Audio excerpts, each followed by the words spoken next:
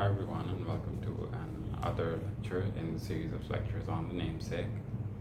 This is still the second one, so going to take this one also to just ease into the book. With any book, of course, it has an impact on us for the rest of our lives. Um, but this one specifically, if one were to be able to understand it properly, it will even have an impact on the way that perhaps you engage and interact with the world for the rest of your life. Because in every character, there's every person um, that you will go on to meet in this world. That's sort of what the namesake is, and that's why it stands out.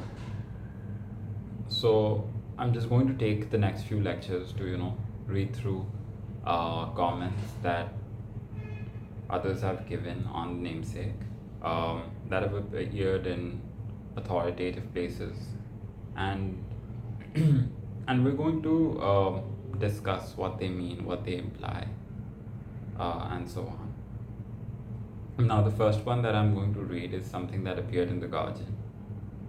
It says, fantastically readable, warm, and profound. This is a novel that explores the concepts of cultural identity, of rootlessness, of tradition, and familial expectation, but never succumbs to the cliches those themes so often entail.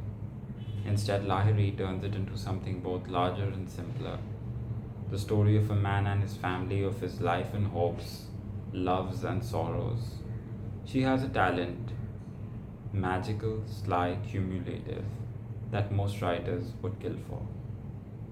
Now, if you were to read it again, fantastically readable, because she's used the simplest language possible and very journalistic style of writing.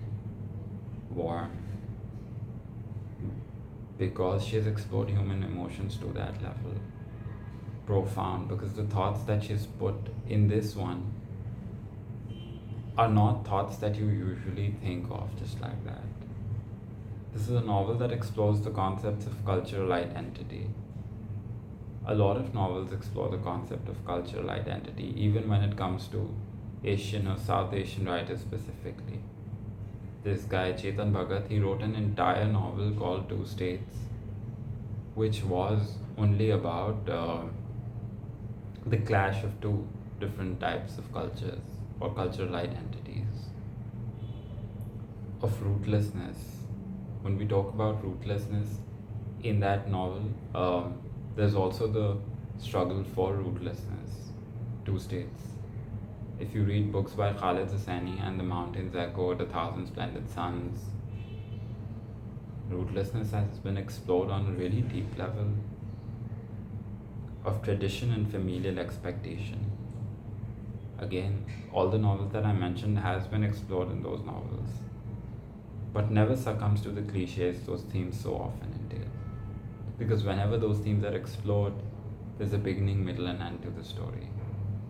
Lahiri does not have a beginning, middle, and end. She just shows life happening. Not action in life, nothing like that, just life happening.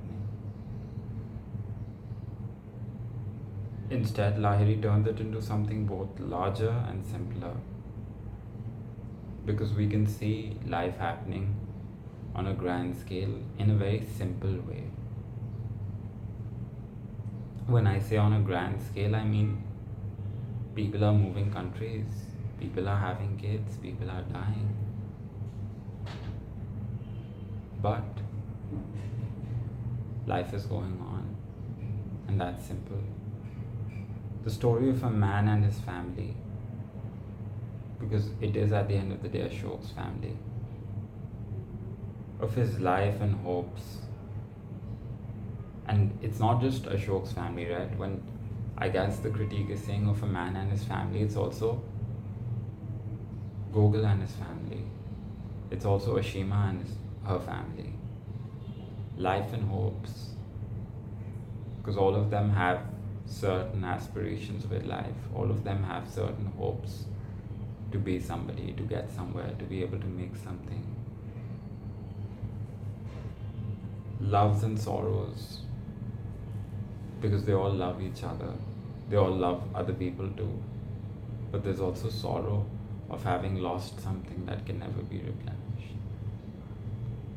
Um, of time that may have passed away because of something. Of all of that stuff. She has a talent, magical, sly, cumulative. Magical in the sense that nobody tells a story the way she does. Sly in the sense that the impact then that she's able to deliver, um, we perhaps wouldn't have been able to feel that impact if Lahiri hadn't written in the sly sense she has. And of course, because she does it that way, it does feel magical. And cumulative, because she counts her words when she writes. That most writers would kill for. Because a lot of people have written on the same themes. A lot of people have also written about diaspora. And diaspora is a theme that we'll explore in detail in other lectures.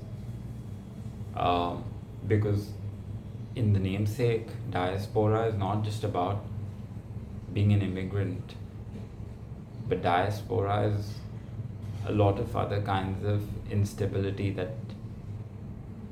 that people and events and things like that cause in one's life. It's a beautiful story, and I can't wait to start reading it. But these lectures I just want to do to be able to build in that sense of easing out into the book. And then of course